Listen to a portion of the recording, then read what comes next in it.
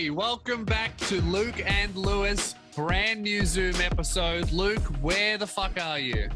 I'm in Airlie Beach in Queensland. Great. Would you like to know where I am? Hang on, let me take a wild guess. Okay, we have a failing government. You're from Melbourne. Your house. My house, yep. Yes. Haven't left. Got so angry about everything that I went to the beach. I just walked in one direction and then I hit the sea and I thought, oh, fuck, I didn't know that was this close. It wasn't close. It was like an hour. Really? Yeah. Jesus Christ. Yeah, you I usually checked just my walk Apple down to Watch the local thing. park. Check my Apple Watch thing and it was like 10 kilometers. Lewis had just walked. A bit of a rage walk because every time I saw someone like not wearing a mask, I'm like, that's another kilometer. Fuck me. Yeah, you guys, it got to the point where I was saying on my podcast as well, it used to be a bit of fun. Like when another state went into lockdown, a bit of suck shit. Now it's just sucks. I just feel bad for everyone in Sydney. I feel bad for everyone in Melbourne. Such a shitty situation. And it sucks seeing all my friends go through that. My life rocks though. So Rocks. Yeah, that's just on behalf of everyone, Luke, watching your Instagram stories. I love you, man. But just from all of us, fuck you. Yeah. And that's it. And that's fair enough. And and that's, you know what? You say fuck you, but I can't hear you because the noise of how good the view is, like the noise of the wind coming through my penthouse window here. Yeah. As I look over like a beach is truly incredible. There we go. Well, all I can hear is a lawnmower, and I reckon that's going to be the 6th time my neighbours mowed their lawn this week. He's just bored. He's like, oh, a couple millimetres there. Better get on it. It's good to know Rod's still in a job, which is great to see. Yeah, he bashed down my door the other day in blackface. He goes, what do you reckon of this one? I'm like, business, Rod. He goes, all right. Next time. So yeah, I'm in Airlie Beach. It's good. Dude, regional Queensland's a wild place. Like it's always, we talk about it a lot, I guess. It's the best place to do shows. Maybe in the world. I mean, Queensland's fucking great. It's so good, dude. So my first show up here in Cairns was at a backpacker pub. But like, it's really only a Queensland thing, but like pretty much every hostel is backed on to what is like the same owners run a hostel next to a pub, and the pubs are always loose. Do you remember in Cairns when we stayed at a place called Gilligan's, which was a backpacker bar / hostel? Yes. Yeah. That was very loose. And I thought initially, I'm like, this is one of a kind. This is crazy. They're everywhere. No. They're just like, they're exclusively just in regional Queensland towns. I was doing my show at the one just around the corner, the Jack, and it was a great stage. You know, by the way, this is when you know you're in Queensland, when you're doing your show in an outdoor beer garden and it's just not a problem. Like the show was outdoors. There was people smoking in the crowd during my show. Yeah? That's so weird. Strange. Yeah. And then there's hostels. So the stage is like here, right? And then behind me on either side, there is people's actual rooms where like there's backpackers who I guess have been stuck in Australia for like 2 years now, just staying, right? Yeah, I guess they're not backpackers at all. Like they don't have anything on their back because they can't go anywhere. They're just packers. They're just packed up and they're waiting to move. Yeah, they're just stranded. I guess I hadn't thought about that. I haven't seen a backpacker for years. Yeah, but they're still around. Like, but they just like, oh, I had to get a job here and now I just live here. That's so funny. I hadn't thought about them for ages. Poor and backpackers. Because like it's still cheap and like I think I guess the hostel must be running like long-term accommodation for a lot of them because they're not getting any people in. Yeah, they've gone from like 1 or 2 days for $60 to like an 18-month lease. Yeah, probably. So like there's these guys right now. The backstage, if they go, oh, here's your green room. It's not a green room. I walk into a kitchen and there's a British dude just cooking his dinner, like outside. What was he making? I think he was making like an omelette, which I thought was very strange at dinner time. That is a strange. Is that dinner. a British thing? It's more of a breakfast vibe. The old omelette. Yeah, And he's like, oh, he's like, mate, sorry, is this why it's called VIP area? And I was like, oh, no, it's fine, dude. Trust me. Trust me, mate. I don't feel very important right now. You can stay. He's like, oh, I can head off. I was like, no, mate, you keep cooking. You got to make dinner.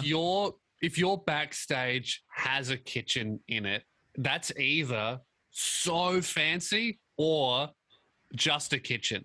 But if your backstage has a kitchen that's already being used when you go in there, then that's just a shithole. Yeah. Right? So, oh man, my backstage has a kitchen versus they don't have a backstage, so they put me in the kitchen. Dude, my backstage was backed onto 3 people's houses where they were living.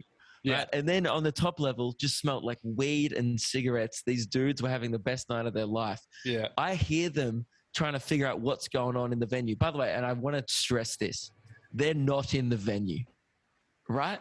Let's make that very clear. They were not in the venue. So they were like, I wonder what's going on there. I think it's like a band. And one of them's like, nah, it can't be a band. I heard the bloke. He was just talking, right? And they are going back and forth. And then there's one like guy who's like Belgian, right? And he goes, look, this is a terrible accent, but this is how it sounded like. He was like, Tolkien? Right? And then he's like, what do you mean Tolkien? It can't be but I don't know. Maybe it wasn't, I don't know what accent that is. Was it like Scottish? I don't know. He was like, it can't be just Tolkien. And I was like, me and Sammy are sitting there, the guys opening my show, listening to these guys. I'm like, well, fuck, he's not wrong. Like, I am just going to stand up there and talk for an hour.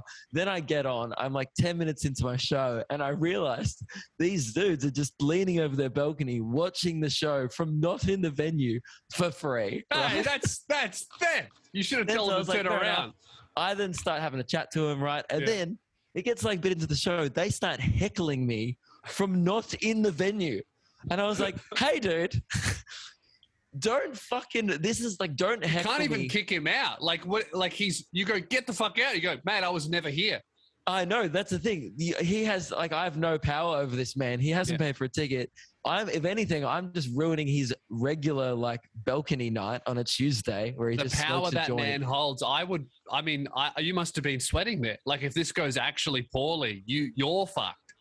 But I also had 200 people on my side who had paid for the show cheering me on whenever I wrecked him. So I would he was like, well, you ask me what I do for a job. And I was like, mate, it's fucking very evident you don't have one. I'm like, what the fuck are we going to be doing here? And then it's just going back and forth. Yeah. And eventually the venue, they just start pulling down these blinds, right? So this guy can't watch the show anymore. I'm halfway through a joke, and then I hear just... Then the guy starts running up the balcony, still trying to get the free show and trying to avoid the blinds that are slowly coming down. It was truly incredible. It was a very fun show. And that's the thing. The show before that, it was 1,000 people in one of the most prestigious theaters in our country. Yeah. And then the very next show, I'm getting heckled by a Belgian bloke or some European bloke. That's stand-up. Like, stand-up will always check your ego. It's so humbling. Yeah, you go from 1,000 seats, biggest show you've ever done, to a shithole. Like, that's what stand-up is. You can never get to... It's the best. You can never get too arrogant or satisfied with where you are, because every now and then you'll be getting yelled at by a stranger in a hole. And it's the fucked part is, like, that... I mean, look, Perth was so much fun, but for completely different reasons. Yeah. That was the most fun show of the tour. Like that and Mackay. Mackay was just loose. All these regional Queensland shows. We did that Bowls Club last year. I went back there a couple nights ago to do the Bowls Club. And dude, there's a cover band playing through the wall, right? But it's not any type of cover band. They do karaoke with a band. Oh, no. So like this is the thing. So does that mean that your show would be interrupted, but every now and then you would have a terrible singer and a good singer? Like, say if I went and get a drink, you would just hear like a band playing like AC/DC, and then someone who's not a professional go, forgetting the lyrics through the walls. And then on the other side of me, on the actual, because it's at a bowls club, on the actual bowls area, there's an 18th happening. So my show's in a Who function the room. fuck is having their 18th at a bowls club? That's the Dude. biggest problem I have. It was packed, this bowls club. Like, we couldn't get a park in the car park. We went there last year. There wasn't a lot going on there. Yeah, that's But it true. was pumping. Although last year where there was music coming through, because I remember getting heckled by Maroon 5 at one point of the show. Maroon 5 have really gone downhill. Yeah, Adam Levine was fucking singing during my set. Yeah. But yeah, dude, it's good to be back. I'm doing Rockhampton next week, and I already know it's going to be fucked. And Man, have you brought a helmet? And a yeah, weapon? I know. I'm like, Frenchie replied to my story the other day and was just like, "Good luck out there, soldier." All right. You know, he was just wishing me all the best. If you guys aren't familiar with Rockhampton, so far, 2 people back when touring was around in a row have been assaulted at that venue. Are you Yeah. doing the same venue? I think so. I don't know how many venues there are there. Guys, if you're coming to Luke's show, let's make it 3. Let's keep that All hot right. streak going. Let's go the hat trick. All right. I'll bring my boxing gloves. Let's fucking go. I would love to see one of your 15-year-old girl TikTok fans just throw a haymaker, you know? It's they, them! Yeah, I do like a fuck joke about Hitler, and they're like, Yeah. "That's against the community guidelines." How do I report a Waxman. joke in real life? Yeah. But yeah, no, it's been a lot of fun. And thanks to everyone who's been coming out. All the shows have been selling out, which is crazy. I appreciate it. I think it's partly to do with like obviously TikTok and stuff having a really good year. But I think part of it is to do with like, man, there's just not much going on here. And everyone after the show have been like, dude, so appreciative. Like no one's come here for 2 years. Yeah. So it's very cool, I guess. Yeah. I think that's that were like a lot of people. Like the last show I saw was you and Lewis here. Like nothing, no one else has come to town. That's nuts. Mm. Yeah, you got to feel sorry for him. Speaking of feeling sorry for people, Luke, something terrible has happened to me, and I'm very upset about it. As you know, right? I'm a big advocate for Frankston. Always have been, always will be. I live in Frankston, right? Mm. I'm Frankston for life. I love Frankston. I think But it's you paradise. shouldn't have been an advocate for Frankston because many people don't know this, but Lewis is not from Frankston. Like he lives there now. He was an advocate for Frankston and he didn't even live there. He just wanted, he so desperately wanted that to be his identity. He pretended he was from Frankston for years. No. My grandmother lives there and my parents grew up there. I'm culturally from Frankston. I'm ethnically Frankston. Yeah. Frankston I'm also Denise. an advocate for Frankston, but last night at 2:30 a.m. I had to call the police. But like, I'm still also an advocate. Oh, well, that's man. Funny you bring that up. A couple of days ago, I had to call the police. Yeah. Yeah. Okay. Yeah. So I'll tell that story first, and then I'll get into why I'm very unhappy because this doesn't faze me at all. I am asleep, and then at 3:30 a.m. I hear screaming, like man and woman having a domestic, pretty bad shit, right? So I run out to see what's going on, and then I see this guy sprinting. You never see a man sprint like in public. Like you'll see someone jogging, you'll see someone speed walking. A man sprinting down the middle of the road At 3:30 a.m. 3:30 a.m. Woman screaming, "You're a woman basher!" Real bad stuff. So I put on my shoes, I put on my clothes. I think he's chasing a woman. I go out to intervene. I tell Jazz to call cops. Then he ends up. The whole neighborhood comes out on the front lawn and is just standing there. Everyone's on the phone to the police. All of the men have put their shoes on and their clothes on to intervene. All of the women are in their pajamas on the phone to the police. The whole street, right? Which is pretty good sign, right? We don't want that here. Then this guy just starts slowly walking back up the street in the opposite direction from where he came. I thought, that's weird. Cops are on the way. They sort it out. And then I'm just awake. The whole house is awake. Me, Jazz, and my son, we're all kind of freaked out. We just stay up. Then at like 9 a.m., everyone else in the house goes back to bed to sleep. I'm just wired and I'm up because I thought I was going to have to fucking intervene. So I'm adrenaline, I'm awake. I see a dog in the street. And then I'm like, oh, that dog looks lost. So I come out. See, there's always things happening in Frankston, Luke. You got to get involved. I come out. By the way, yes, there's stuff going on, but all these sound like It sounds like a massive inconvenience. Oh yeah. But what else is there It to sounds do? like you can't actually go about anything you want to do because you have to deal with other people's problems. Oh yeah, I think I'm about to get a nice little snooze in. Next thing I know, I'm about to fight a stranger in the street to save his girlfriend. I think I'm about to get some work done. I got to save a dog. I walk out and I get this dog, and the dog's freaked out. It starts barking at me. I think it's going to maul me. So I go back in and I get some cat treats to befriend it. And I managed to get it to come into my yard. I'm trying to get it into the house. It's got no collar. It's kind of an older Labrador. And then this woman comes down the street. She goes, "Oh, did you just find this dog?" I'm like, "Yeah." She goes, "Oh, we're looking for a dog." And I was like, "Oh, okay. Is this the dog?" She goes, "I don't know." And I'm like, "What?" I'm like, "Okay, what do you mean you're looking for a dog? You don't know what it looks like?" She goes, "Yeah, we're just looking for a dog." I'm like, "Okay, I don't want to give it to this woman." Hang on, as in she's looking to acquire a dog? I don't know. I'm trying to work this out. Someone set her the task of looking for a dog. I don't know. So, and then the dog that is with me doesn't run up to her. So I'm like, well, this dog doesn't seem to know her and she doesn't know the dog. I don't know what's going on here. And then she goes, "Oh, hang on. This guy will know." And then this other guy comes up and then he comes into my front yard and just falls onto the ground. The dog runs up to him. He starts crying. I'm like, okay, great. It's definitely his dog. And then he goes, "Oh, thank you so much, man." And then I recognize the guy as the dude who was sprinting down the street, who I just called the police on. And he also that night saw me call the police on him. So me and him are now in this weird thing where I'm pretty certain that he was beating the shit out of this girl that he's with. And I've called the cops on him. I know it. He knows it. The woman is with him by her own free will. I don't know what to do. The dog is stoked.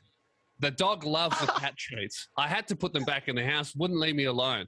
If you ever want to treat your dog, cat treats. They love it, right? A little bit of a throwaway tip. And I'm like, at least there's something to gain out of this story. Just for absolutely. Any cat owners who need to befriend a dog. So now I kind of pieced together what happened. I realized this after he left, that he was the guy. I didn't kind of clock it in the moment. I kind of recognized him, but he definitely recognized me. They leave, and then I pieced together. I'm like, oh, that's the fucking guy that I called the police on that was sprinting down the street. So I think what happened was he must have been in a giant fight with his girl, hitting her or whatever, and then the dog got out, and then he was sprinting down the road trying to chase the dog. But you didn't see the dog during the night. No. And the dog that I saw was when in the morning was coming from the direction that he was sprinting. Oh yeah, so the dog just went walkabout for like 6 hours. Yeah. And then found its way back. And they made up, I guess. I don't know. Oh, Jesus Christ. Yeah, dude. So Frankston's great. Move in. No, I was going to say, the fact that you started this story with, like, I'm a huge advocate. I love Frankston. And then you always get to the end of Frankston stories and it's always a little bit sad. And everyone has to be like, no, yeah, but here's the thing, Luke. The silver lining is the suburb is improving at a rapid rate, okay? When I was on the phone to the police, standing next to my neighbor who was also on the phone to the police because we heard a woman screaming about a domestic, he looked at me and said, "Don't worry, mate. Not the worst thing that's happened in this street. There was a drive-by down there." So it's improving. I mean, yeah. If that's what you need to tell yourself, because you just, because maybe you're going to live there for a bit longer, then that's could be worse, mate. Could it? Well, what I'm saying is, literally, how could it be worse? What I'm saying is, next week, what could happen, or in a few months' time, what could happen is maybe someone's car will get vandalized, and then I'll come out on the front road as a Frankston veteran. And then the new neighbor will be there on the phone to the police. I'll look over at him and I'll go, "Could be worse, mate. Just down there was a big domestic." That's true. Yeah, and it slowly keeps improving. You know what I think they need? I've realized, like, obviously regional Queensland gets a pretty bad rap also for being a bit of a shithole, and hectic stuff happens here. Yeah. I've noticed that the pubs are I've realized they've come up with a way to diffuse a lot of violence, particularly assault in we need that and stuff. Dude, Frankston needs to get in every single pub. I'm not joking. Every single pub here, they have, those like arcade kind of machines with the punching bag on it. And if you punch it really hard, then you get a high score. Yeah. And you have to put $2 into play. You know what At that's every called? single pub, what? The King Hit Simulator. Yeah, exactly. It is. Right? And there was literally guys at the place we were at last night, and they were just like, fucking right, I could smash you in that. Right? And instead of like just fighting each other, they were both just like happy to base their strength off a point system. You know what I mean? Yeah, Like, that's one of a them good did it. idea. Dude, the pub went off. I stayed around to watch, right? And I was going to piss, but I was like, oh, this is good. So I hung around for a bit, and the bloke hit it. He almost got 1,000, which is like the top score. He got like 970. Dude, everyone went the fuck off. Then his mate hit it, got 700. Dude, people laughed at him, and his mate backed the fuck off real quick. Now, if every suburb had that, if you know, like, oh, I can't beat a 970, then I'm not going to beat him on the street either. I'm pulling out a 700. I got no power behind this. If you score highly, no one's going to mess with you. No fights. Exactly. If you score poorly, you know you shouldn't mess with anyone. No fights. Yeah, you immediately establish an alpha and a beta in the room, and it completely stopped assault. Actually, all the pubs on them have big signs up here that say this is an assault-free zone, kind of like how we have alcohol-free zones. Yeah. I like to imagine that one bloke was about to have a fight and was like, Jesus, mate, look at the sign. All right, let's take this elsewhere. This is clearly an assault-free zone. I've got a pitch for you. New "You Don't Own Me" video, Luke. You don't own me, and then King assault sign, and then you just start punching on with a stranger. Yeah, that's good. That'd really. I'm going to go one further. If that's going to really deter violence, I reckon instead of putting them in the pubs here, we need them in every home. Yeah, I reckon. It would have helped. I mean, that would have helped that situation. If that guy had got close to 1,000, that dog wouldn't have got lost, would have it? I think it's lockdown. Like, you know, we joke a lot about the Frankston tales. None of this shit was really happening as often as it was before lockdown. I think people are going a nuts. bit nuts. It's crazy. Yeah, I saw something really. I won't detail it on here because it would definitely get demonetized. But I saw something really fucked last night, and I think it's just from crazy lockdown. Yeah, like lockdown's affecting people, and then people affected by drugs are being affected more by it. Not that that's an excuse, obviously. Like, there's no reason for it, and it's fucked. But I think people just going stir crazy, and it's it is sad, but it makes sense why it's happening, I guess. Guys, on that pretty down note, this episode is sponsored. What do you by mean, what do you mean my Frankston stories always end sad? What are you talking about? Just end on a positive note. We're sponsored. You guys are objectively like so much more just miserable, and I feel like if you go back to Zoom episodes last year, we'll probably all like this. I'm having a fucking great time. And once again, Luke, on behalf of me and all the listeners of Lockdown, fuck you. And dude, feel free to sound off in the comment section below if you would like to add anything onto that sentiment. Yeah. We love you, but fuck you. And you know what I'd say to that is I'm really getting good at pool because I'm going to so many pubs every night and playing it. Man, thank God. 1v1 me. That's how I've sought out fights. Yeah. I often go to assault-free zones. So don't say fuck you because that's verbal assault. Yeah. I will, however, beat you in billiards. Man, I'm so happy that you were talking about the game pool and not an actual pool. Because if you brought up the fact that me and Keelan can't go to pools, I would have had to leave the call because there is a pool at our place and I probably will go to today. It's 27 If this episode degrees. wasn't sponsored, I'd be out of here. Yeah, but guys, it is sponsored by Nobby Underwear. All right, and if you want to cop yourself some, and we appreciate Nobby sticking with us as well through these tough times. And if you do have a bit of, some people have got that disposable income still, depending on what your job is during this. Right. And they're an Australian company. They're from the sunny coast. They're absolute legends. And they're the best underwear that we all own. Right. There's a reason why they call that income disposable. There's no other use for it, mate. Dispose of that underwear. Shit. Yeah. Nobby.com.au. Use our code SOUNDOFF to get $5 off your first pair. It's subscription underwear. So you get a new bloody surprise in the month. If you're someone who likes, you know what it is? That's the best part about being on the Nobby subscription is you kind of forget about it.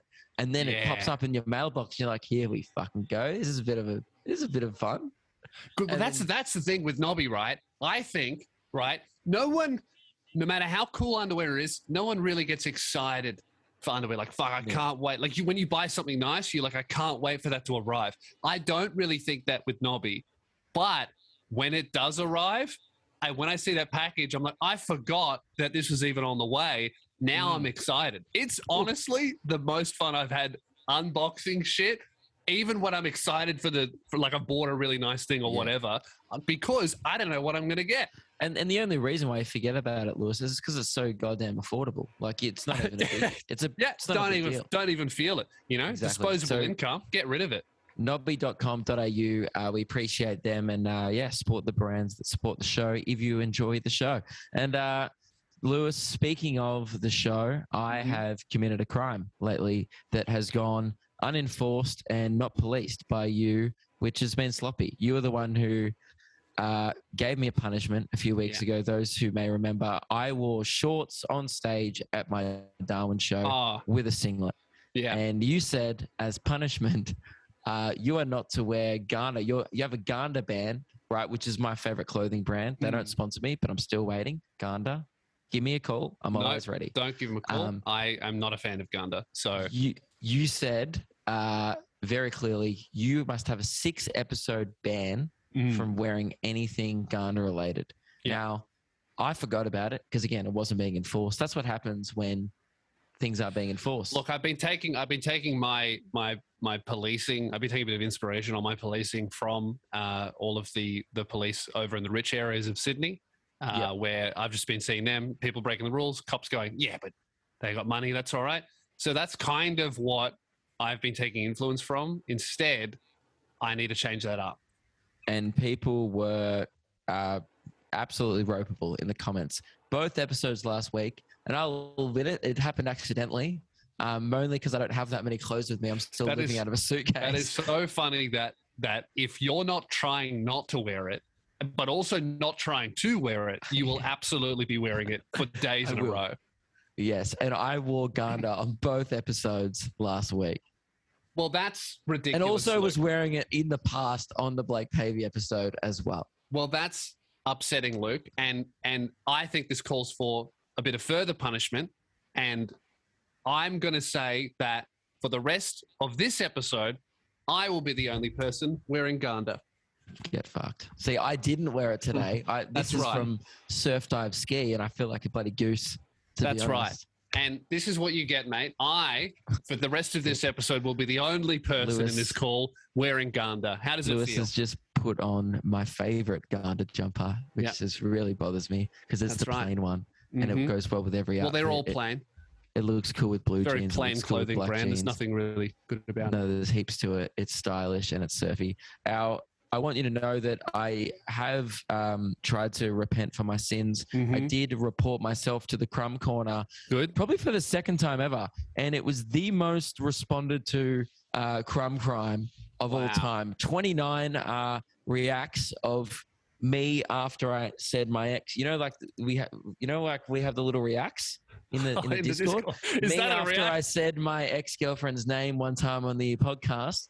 Of sitting there in shame with my hand over my face. That's 29 reacts. I said, reporting myself to the Crumb Corner for immediately forgetting about my Gander ban from the show. And then there's a few good reports below, actually. Keelan's been going just a bit. I think we need to rein him in. He's been taking this dictator role to a new level. He's been going a bit crumb crazy. No, I haven't. That's crummy to say. For those who are new to this show, we love loaves. Loaves are like the good people on our show, the kings. You're a loaf, right? But from every loaf falls a crumb, and crumbs get swept off the bench. All right, you don't want to be crummy people, crummy behavior. Get rid of it.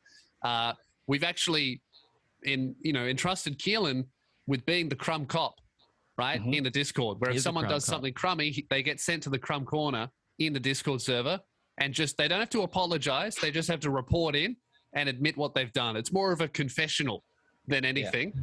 As long as you admit it, you're free to go. Confessional. Well, yesterday at 2:37 p.m., someone simply just said it was not a report. Usually it's just people reporting themselves and no other discussion is allowed to be had. Yeah. But people are revolting, mate. Get them under control, Keelan, because someone's just gone, this dictatorship sucks. No. So that was in response to another couple of comments that I sent him. Yeah, to the because Crumb someone Corner. tried to send you to the Crumb Corner and you said, "Nah, I'm going to play the Uno reverse card. You go." That's not the No. rules, mate. No, look, I think it's pretty, universally accepted that if you play the Uno reverse card, things get reversed. So I actually, if as a bit of a Crumb Court judge, I'm actually going to, say that that's reasonable. So what happened is this guy called JJJJJ said after the Blake Pavey episode, "I don't understand how farts are funny," and I've just followed up with Crumb. Someone else has also followed up with Crumb, not Cum. And then he's gone, "Why do I pay for this content? Not everyone likes that type of humor, and that's okay. No need to shut me out like that." And I said, "Report to the Crumb Corner." Could I just? Oh, he was being for real. He was like earnestly. Yeah. Okay, whoever that guy is, all right. You've come to the wrong show. Come. If you want us to take your complaints about farts seriously. Yeah, I would like to construct an official response as the people who run the Discord and the Patreon server. I would like to construct an official response to that, and that is, "Oh, boo. Oh, boo. You don't like that? Boo. Oh, you don't like fart jokes? Boo. Hey, Lou. JJJJ, get a real name, all right? Lewis, can I please do my official response? I'll allow it.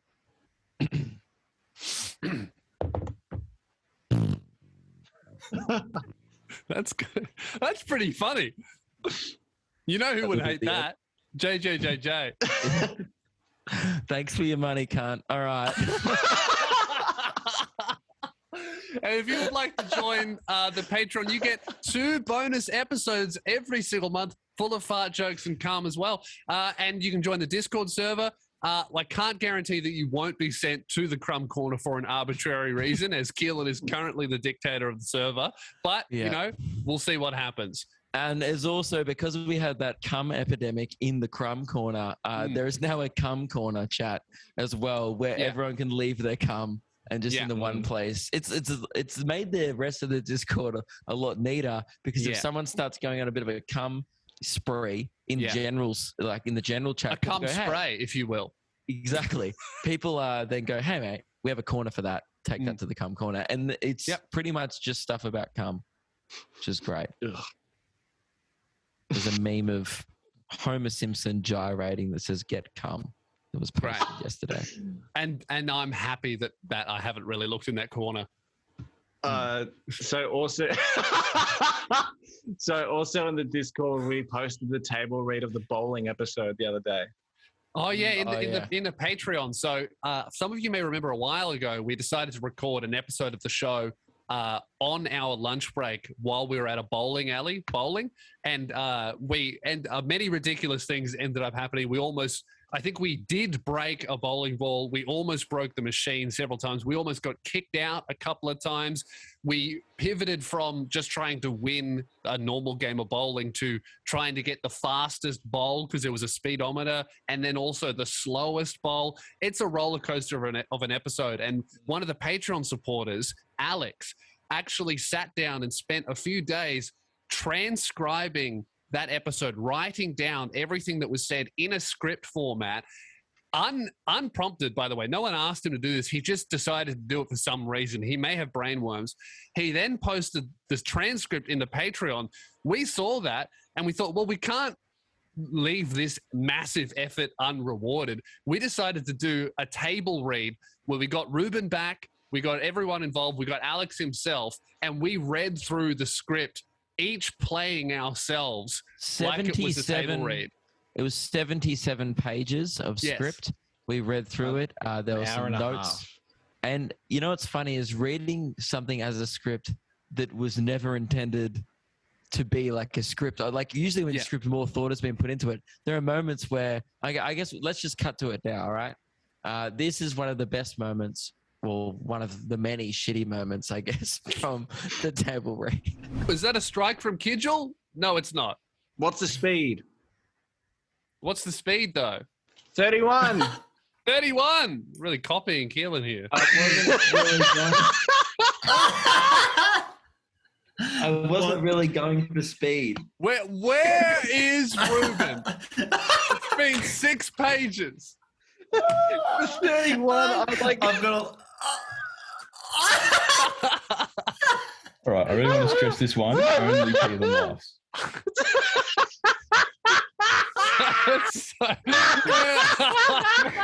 When Keelan said he talked like an idiot before, this is before he said this. Keelan, read the line again. 31. I like bum.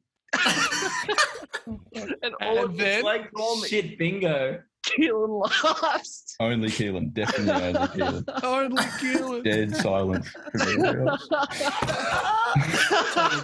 Not only no laughter, but he didn't even get a "that's not funny." It just got ignored. Ruben, your last bowl was 27, I'm probably the fucking crying. slowest. Oh, haha, yeah. It's so weird, like reading how you speak, because none of us, obviously we knew it was being recorded, but we weren't like putting anything on. So when you read how you speak, it seems so unrealistic. Like if a script writer submitted that, I bet the first feedback would be like, okay, no one talks like that. All right. So go back and rewrite the dialogue because this does not sound real. There's so many times in that script that one of us will say something like Lewis will say a sentence and then one of us will follow it up with exactly the same sentence. Like we just all copy each other. Yeah. We just all copy each other.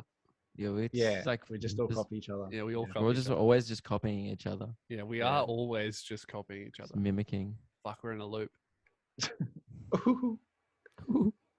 Alright, So that's Did you up have- on Patreon now, and it's pretty ridiculous. did you have one more thing?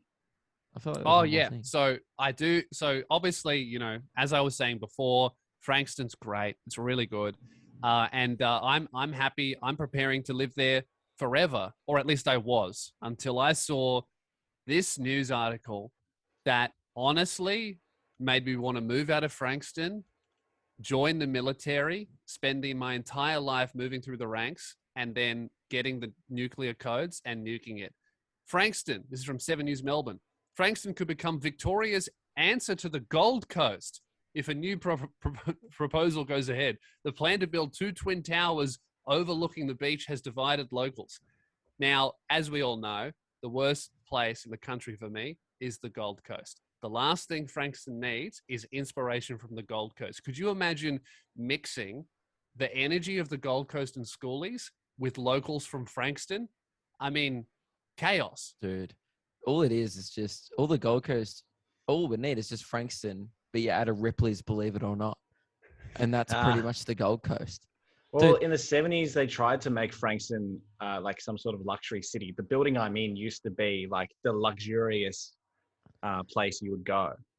Look, That makes Frankston sense has because potential. we do often say that the things and the area is really nice. The people that inhabit it, not all of them are. You know what it is? It's why St Kilda is also just a bit It's because Yes. Melbourne's bay is just not that nice. Like the actual water is not that good to swim in. It's the beaches are kind of dirty, but it's not like anyone's fault. It's just that's how it is.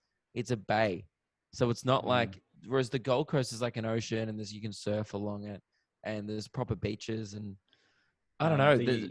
Melbourne in itself is just not, you know what, the weather as well. It's not like Gold Coast is known for its sun and it's a holiday destination. Like Melbourne, like if you go to Frankston, like 6 months of the year, it's going to be cold. That's why I love it. Love a bit of cold. It'll never be the Gold Coast though. But if it ever does become the Gold Coast, I will be moving there immediately. So I'm we'll have forward to joining swap. you boys. If the Gold Coast starts going downhill because all of the What do you mean tourists go to starts? Frankston, and then they lose the tourism trade, the Ripley's, believe it or not, has to close down, and then all of a sudden all the poor people start moving in.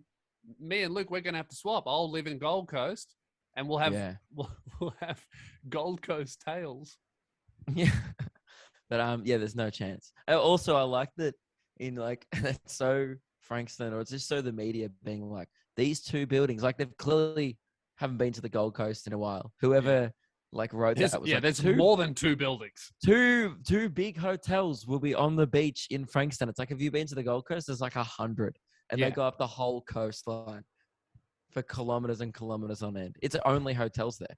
Just before we end the episode, it's time to really just take a minute, and I want all of the fans to just really spend some time just appreciating, congratulating, and being happy for a member of our team, Keelan. He's achieved something incredible. We're really proud of him.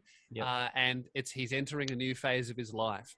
Keelan, last night, unprompted, out of nowhere, I almost had a heart attack. You know, I had to wake up thinking I was going to fight a stranger in the street to save some other woman. That was less shocking than when me logging onto my Instagram, opening up Keelan's story and seeing him courageously dumping about 60 VHS tapes from a box into a massive skip bin. Hundreds and hundreds and hundreds of tapes were dumped into a tape. I'm talking a skip. You filled a skip full of VHS tapes. Literally. Your apartment building won't be able to dispose of any of their rubbish because you filled it up with VHS tapes. Congratulations.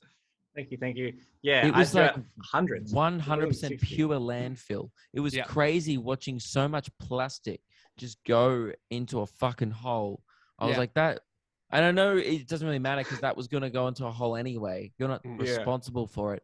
But it's just crazy that just fucking hell. Like there's other people in the world that have way more than you. Which is hilarious. Every day I get tagged or sent articles of like this guy who's got 15,000 tapes and he goes on road trips around the country and picks new tapes up. It's great. But I was unpacking because I'm moving out, and I just was like, what am I going to do with these hundreds and hundreds of tapes? On Thursday, I was like, what you should have done 6 months ago. Bin. I packed the ones I want, so there's about 300 that I want to keep. Oh, and there's 300 left. You filled a fucking skip and there's hundreds left and you're keeping them? I take it all back. If you wrote a nice comment about Keelan moving on, edit it. Edit with a discussion I kept reaction. the ones. I kept the Disney and the ones that could potentially, perhaps, one day be worth $15. You know what my favorite part about it was? If you didn't see it on his Instagram, so he's like literally shoveling them in. Like Lewis is right. He's filling up an entire skip full of them. There's a great video. Dude, as he's throwing them in one by one, the little caption says, "By the way, these are still for sale." There's a great video as I'm pouring them in, like a bunch fall out, and then as I pour it more, like a bunch more fall out. It's a really satisfying video to watch. Yeah, dude.